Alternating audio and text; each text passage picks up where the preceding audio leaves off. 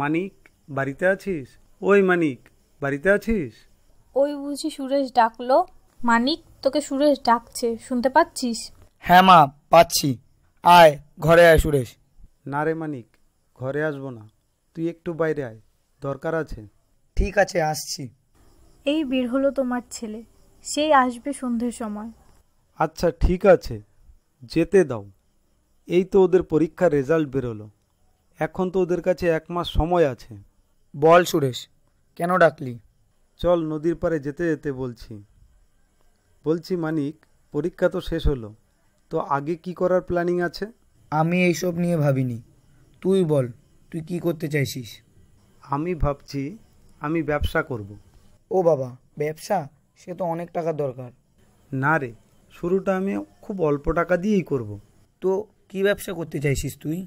আমি ভাবছি আমি সবজির ব্যবসা করব। সবজির ব্যবসায়ী কেন?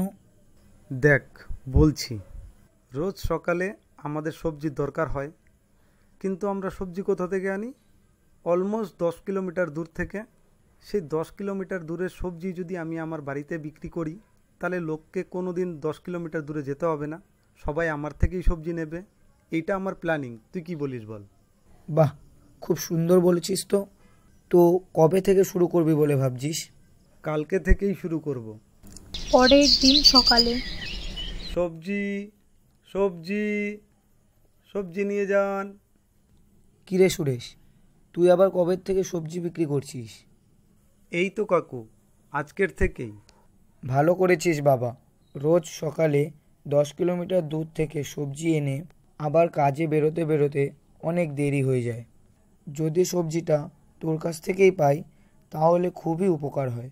হ্যাঁ কাকু, আজ থেকে সবই সবজি আপনি আমার কাছ থেকে পাবেন। ধীরে ধীরে সবাই সুরেশের কাছ থেকে সবজি নিতে লাগলো, আর সুরেশ তার বুদ্ধি আর পরিশ্রমের সফলতা পেল।